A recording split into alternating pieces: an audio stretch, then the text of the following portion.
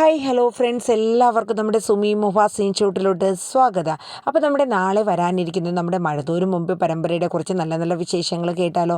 നമ്മുടെ വീഡിയോ ഒക്കെ കേട്ട് ഇഷ്ടപ്പെടുകയാണെങ്കിലേ ഒന്ന് ലൈക്ക് ചെയ്യാനും ഹൈപ്പ് ചെയ്യാനും മറന്നു പോകല്ലേ. ഒപ്പം തന്നെ നമ്മുടെ ചാനൽ ആദ്യമായിട്ടാണ് കാണുന്നതെങ്കിൽ ഒന്ന് സബ്സ്ക്രൈബ് ചെയ്തും കൂടെ സപ്പോർട്ട് ചെയ്യുക. അപ്പോൾ നമുക്ക് നാളത്തെ വിശേഷത്തിലോട്ട് പോകാം. പിന്നെ നമ്മൾ സാന്ത്വനം 2ൻ്റെ നാളത്തെ പ്രൊമോ നമ്മൾ 6 മണിക്ക് തന്നെ നമ്മുടെ ഈ ചാനലിൽ അപ്ലോഡ് ചെയ്തിട്ടുണ്ട്. കാണാത്തവരൊക്കെ ഉണ്ടെങ്കിൽ ഒന്ന് പോയി കണ്ട് സപ്പോർട്ട് ചെയ്യണം കേട്ടോ. അപ്പം മഴതോരും മുമ്പേ നാളെ നമ്മുടെ അലീനയെ നമ്മുടെ സ്റ്റാൻലി ജോസഫിൻ്റെ കൈകളിലേക്ക് ഏൽപ്പിക്കാനായിട്ട് നമ്മുടെ ബാലചന്ദ്രൻ എത്തുകയാണ്. അപ്പോൾ അവിടെ എത്തിക്കഴിഞ്ഞ് നമ്മൾ കണ്ടായിരുന്നല്ലോ ഇന്നത്തെ സീനിൽ. അവിടെ എത്തിയ അലീന വളരെ ഞെട്ടലോടുകൂടെയാണ് ആ വീടും മറ്റുമൊക്കെ നോക്കണേ. കഴിഞ്ഞ ദിവസം തൻ്റെ അച്ഛൻ്റെ കൂടെ വന്ന് ലാലിച്ചൻ എന്ന പേര് ഒരു പ്ലാന്ററായിട്ട് വന്ന് എന്നെ കണ്ടിട്ട് പോയ ഒരു മനുഷ്യനാണ് എൻ്റെ പപ്പ എന്ന രീതിയിൽ അലീന ഞെട്ടലോടുകൂടി ആ മനുഷ്യൻ്റെ മുഖം ഒന്ന് കാണാനായിട്ട് ഇങ്ങനെ തുടിച്ച് നിൽക്കുകയാണ് കേട്ടോ. അപ്പം അലീനയും ബാലചന്ദ്രനും കാറിൽ നിന്ന് ഇറങ്ങി വീട്ടിൻ്റെ അകത്തോട്ട് കയറുകയാണ്. അപ്പോൾ ആൻ്റപ്പൻ പെട്ടെന്ന് പട്ടി വന്ന് കടിക്കുമോ എന്നുള്ളൊരു ഭയം ഉണ്ടായിരുന്നു. പക്ഷേ പേടിക്കേണ്ടതൊന്നുമില്ല. അലീനയെ കണ്ട ആ പട്ടികൾ ഒന്നും തന്നെ ചെയ്തില്ലല്ലേ. വാലൊക്കെ ആട്ടി അത്രയ്ക്ക് കൂട്ടായിട്ട് തന്നെ നിൽക്കുകയാണ്. അങ്ങനെ കാര്യങ്ങളൊക്കെ എല്ലാം കണ്ട് മനസ്സിലാക്കി അലീന ഞെട്ടലോടുകൂടി അവിടെ നിൽക്കുകയാണ്. അലീനയുടെ നെഞ്ചൊക്കെ വല്ലാണ്ട് ഇങ്ങനെ ഇടിക്കുകയാണ്. കാര്യം വേറൊന്നുമല്ല, കാരണം ഇനി മുതൽ ഈ വീട്ടിലാണല്ലോ താൻ നിൽക്കേണ്ടത് എന്നൊക്കെയുള്ളൊരു ചിന്തയായിരുന്നു അലീനയുടെ മനസ്സിൽ. എന്ത് ചെയ്യണമെന്നൊന്നും അറിയില്ല. കുറച്ച് മണിക്കൂറുകൾ കഴിഞ്ഞ് അച്ഛൻ ഇവിടെ നിന്ന് പോകും. അപ്പോൾ താൻ ഒറ്റപ്പെട്ടു പോകില്ലേ എന്നൊക്കെയുള്ള ചിന്ത. അങ്ങനെ സ്റ്റാൻലി നമ്മുടെ അലീനയെ കാണുകയാണ്. അലീനയെ കണ്ട സ്റ്റാൻലി ഒരു നിമിഷം ഞെട്ടിപ്പോവാണ്. കാരണം ബാലചന്ദ്രൻ തൻ്റെ സ്വന്തം മകളെ എങ്ങനെയാണോ നോക്കുകയും കാണുകയും ചെയ്യുന്നത് അതുപോലെ തന്നെ അലീനയെ ഒരുക്കി അതിൻ്റേതായ രീതിയിൽ എല്ലാ ഒരു ഇതോടുകൂടെ തന്നെയാണ് കൊണ്ടുവന്നിരിക്കുന്നത്. അങ്ങനെ സ്റ്റാൻലി നേരെ വരെയാണ് അലീനയുടെയും ബാലചന്ദ്രൻ്റെ അരികിലോട്ട്.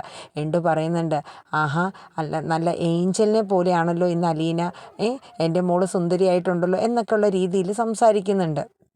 അപ്പോൾ കണ്ട പാടെ തന്നെ അലീന വിചാരിക്കുന്നു അച്ഛൻ ആദ്യമായിട്ട് പപ്പ കാണുകയാണ്. അപ്പോൾ കണ്ട് മാത്രമേ തന്നെ ചിലപ്പോൾ ഒന്ന് കെട്ടിപ്പിടിക്കുമായിരിക്കും. ആദ്യമായിട്ട് ഈ 10-22 വർഷങ്ങൾക്ക് ശേഷം ഒരു മകളുണ്ടെന്നറിഞ്ഞു.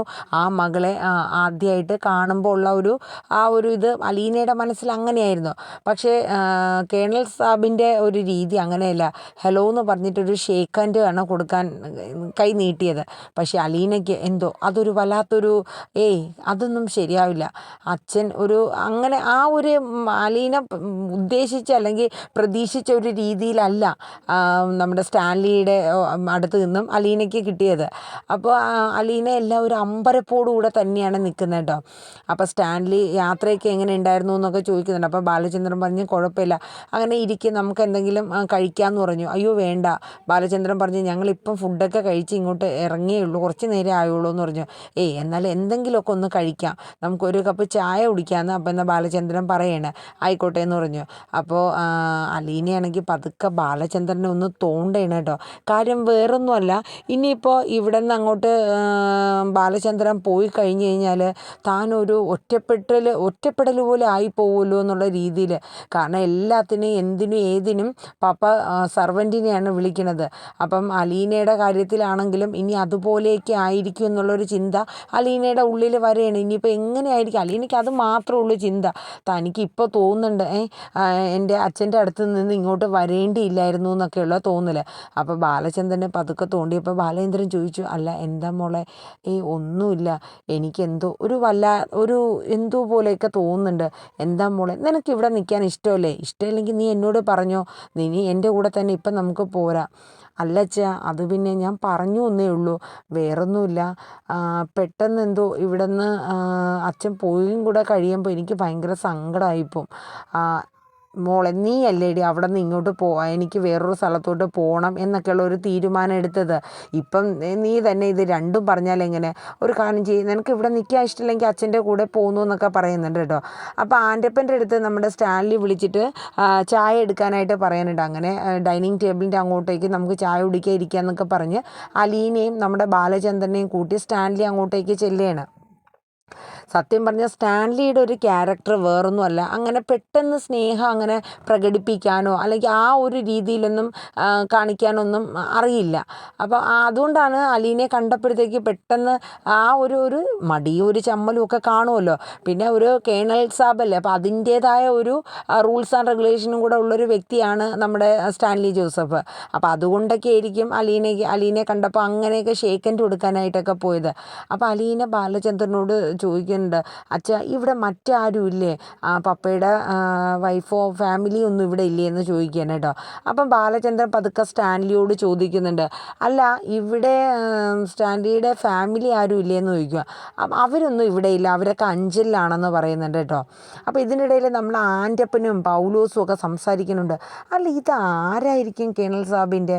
എന്തായാലും ആ പെങ്കൊച്ചിനെ കണ്ടിട്ടേ സാറിൻ്റെ മോളില്ലേ അവളെ പോലും ആ മോളുടെ ഒരു ബോഡിയും ഫേസ് കട്ടൊക്കെ പോലെ ഉണ്ട് എന്നിങ്ങനെ പറയുന്നുണ്ട് കേട്ടോ. ആരാണാവോ, എന്തായാലും വലിയ VIP ആയിട്ടാണ് സാറ് സ്വീകരിക്കണത്. അപ്പം നമ്മളും അതുപോലെ കണ്ടും കേട്ടൊക്കെ നിന്നാൽ മതി എന്നൊക്കെ ഇങ്ങനെ അവർ തമ്മിൽ സംസാരിക്കുകയാണ്. അങ്ങനെ ഡൈനിങ് ടേബിളിൽ ചായ കുടിക്കാനായിട്ട് വന്നപ്പോഴോ വിഭവ സമൃദ്ധമായ പലഹാരങ്ങളും കാര്യങ്ങളൊക്കെയാണ് ഉണ്ടാക്കി വെച്ചിരിക്കുന്നത്. അതൊക്കെ കണ്ട് പരസ്പരം നമ്മുടെ ബാലചന്ദ്രനും അലീനെ ഇങ്ങനെ മുഖത്തോട് മുഖം നോക്കുകയാണ്.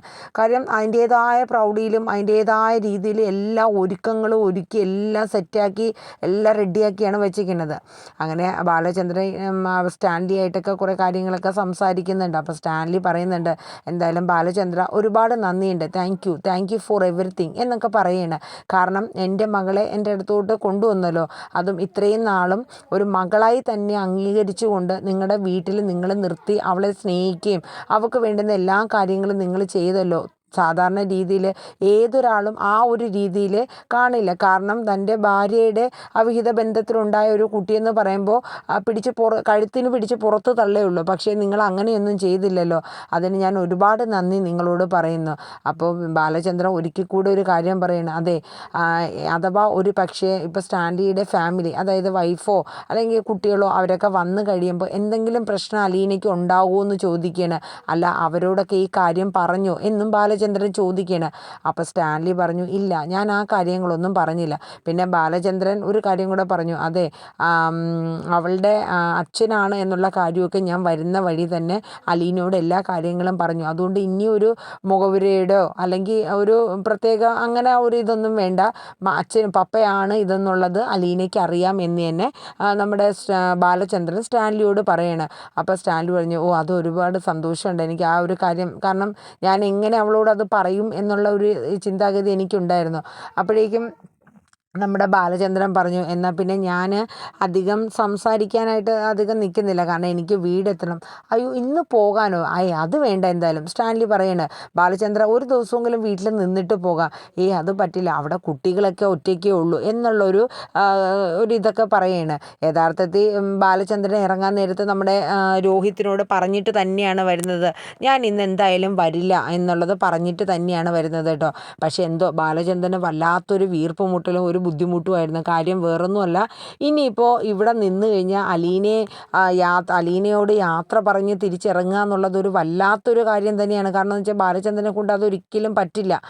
അങ്ങനെ ബാലചന്ദ്രൻ ഓരോ കാര്യങ്ങൾ ആലോചിക്കണം, എങ്ങനെ ഞാൻ അവളോട് യാത്ര പറയും, അലീനയുടെ മുഖമാണെങ്കിൽ ഇപ്പം പൊട്ടും അല്ലെങ്കിൽ ഇപ്പം കരയും എന്നുള്ളൊരു ഇതിലാണ് അലീനയുടെ മുഖം ഇരിക്കുന്നത്.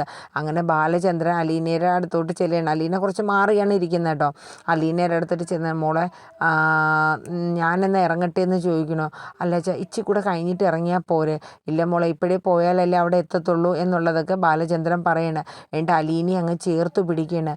നിനക്ക് എപ്പോൾ എന്ത് ആവശ്യമുണ്ടെങ്കിലും എന്ത് ബുദ്ധിമുട്ടുണ്ടെങ്കിലും എന്നെ വിളിച്ചാൽ മതി എന്നുള്ള കാര്യം ബാലചന്ദ്രൻ നിറകണ്ണുകളോടെയാണ് പറയണത് കേട്ടോ. അലീനയുടെ കണ്ണുകളൊക്കെ നിറഞ്ഞൊഴുകുകയാണ്. കാരണം തൻ്റെ അച്ഛൻ പോവാണ്. തനിക്കിനി ഇവിടെ ആരാ ഉള്ളത്? ഒരു പരിചയമുള്ളവരാരും ഇല്ല. അച്ഛനുണ്ടെങ്കിലും മറ്റാരും തന്നെ ഇല്ല. താൻ എങ്ങനെ ഇവിടെ നിൽക്കും എന്നൊക്കെയുള്ള ഭയങ്കര ചിന്ത അലീനയുടെ ഉള്ളിൽ ഇങ്ങനെ കയറി വരണുണ്ട്. എന്ത് ചെയ്യണമെന്നോ ഒന്നും അറിയില്ല. അങ്ങനെ നമ്മുടെ ബാലചന്ദ്രൻ സ്റ്റാൻലിയോട് പറയുന്നുണ്ട്, അതെ എൻ്റെ മകൾക്ക് ഇവിടെ ഒരു ബുദ്ധിമുട്ടും വരുത്തരുത്. എൻ്റെ സ്വന്തം മകളാണ് അവളെ ഇവിടെ നിർത്താൻ എന്തെങ്കിലും കാരണത്താൽ ബുദ്ധിമുട്ടുണ്ടെങ്കിൽ ഒരു ഫോൺ കോൾ എന്നെ ചെയ്താൽ മതി, ഞാൻ വന്ന് അവളെ കൊണ്ടുപോയിക്കോളാം എന്നിങ്ങനെ പറഞ്ഞിട്ടാണ് സ്റ്റാൻലിയോട് യാത്ര പറഞ്ഞ് ബാലചന്ദ്രൻ ഇറങ്ങുന്നത്.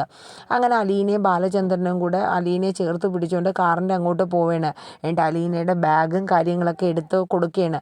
മോളെ, നീ വിഷമിക്കരുത് കേട്ടോ, ധൈര്യത്തോടെ എന്തും നേരിടാനുള്ള ആ ഒരു ഇത് നിനക്ക് വേണം, അതിനുള്ള പ്രാപ്തിയും ഇതൊക്കെ നിനക്ക് ഇപ്പോൾ എന്തായാലും ഞാൻ നെടുമ്പുരക്കൽ വീട്ടിൽ വന്ന് നീ അത് മനസ്സിലാക്കിയും പഠിച്ചും തന്നെയാണ് നിൽക്കണേന്നുള്ളത് എനിക്കറിയാം. അതുകൊണ്ട് എന്ത് വന്നാലും ഫേസ് ചെയ്യാനുള്ള ഒരു ധൈര്യം നീ കാണിക്കണം. എന്ത് ബുദ്ധിമുട്ട് വന്നാലും എൻ്റെ മോൾ ഒരു നിമിഷം ചിന്തിക്കേണ്ട, അച്ഛനെ ആ നിമിഷം വിളിച്ചേക്കണമെന്നും പറഞ്ഞിട്ട് ചേർത്ത് പിടിച്ച് ആ ഒരു സ്നേഹം പങ്കിട്ടിട്ടാണ് ബാലചന്ദ്രൻ. പിന്നെ അലീനയുടെ മുഖത്ത് നോക്കുന്നില്ല, കാരണം അതിനുള്ള ആ ഒരു ശക്തി ബാലചന്ദ്രനില്ല. കാരണം ബാലചന്ദ്രൻ തളർന്നു പോകും പോലെ തോന്നുകയാണ്. കാര്യം ഇനി താൻ ആ വീട്ടിൽ തിരിച്ച് ചെന്ന് കഴിഞ്ഞാൽ അലീന ഇല്ലാത്ത ആ വീട്, എൻ്റെ മക്കളുടെ അവസ്ഥ, അവരുടെ സങ്കടം, ഇതൊക്കെ എങ്ങനെ ഞാൻ ഹാൻഡിൽ ചെയ്യും? കാരണം എൻ്റെ വീടൊരു വീടാക്കി എടുത്ത് തന്ന എൻ്റെ പൊന്നു മോളാണ് അവളെ ഇട്ടേച്ച് പോവാന്ന് പറയുന്നത് എനിക്ക് ഒട്ടും സഹിക്കാൻ പറ്റുന്നില്ല. ഒരു നിമിഷം ബാലചന്ദ്രൻ ആലോചിക്കുകയാണ്, ഈ ഒരു ആവശ്യമില്ല, ഇങ്ങനെ ഒരു സ്റ്റാൻലിയെ കണ്ടുമുട്ടി അല്ലെങ്കിൽ സ്റ്റാൻലിയുടെ അടുത്ത് വന്ന് ഇതൊന്നും പറയേണ്ടിയില്ലായിരുന്നു എന്നുള്ളൊരു തോന്നലൊക്കെ ബാലചന്ദ്രൻ്റെ ഉള്ളിൽ വരെയാണ് കേട്ടോ.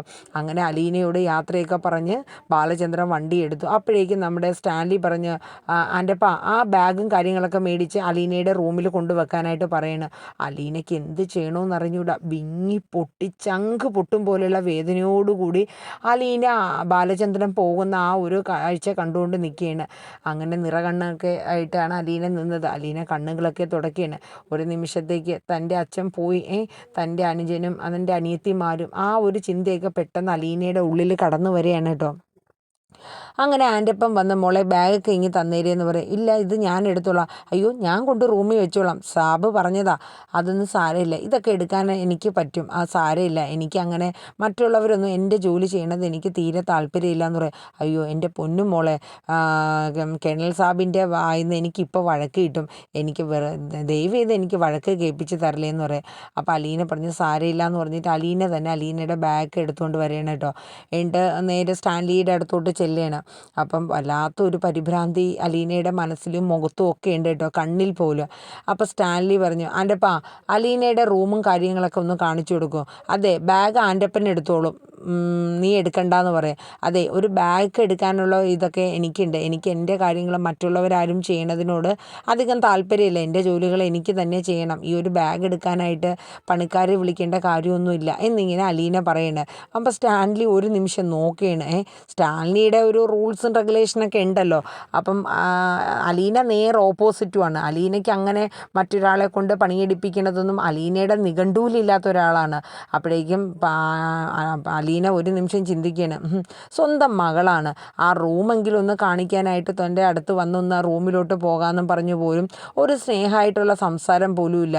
ഇത് എന്തായി തീരുമെന്തോ എനിക്കറിയില്ല, എനിക്ക് വല്ലാത്തൊരു വീർപ്പ് മുട്ടൽ, അങ്ങനെയൊക്കെയുള്ള ചിന്തകളായിട്ട് അലീന ആൻ്റപ്പൻ്റെ ഒപ്പം റൂമിലോട്ട് പോകുന്ന ഒരു സീനാണ് നമ്മൾ കാണുന്നത്.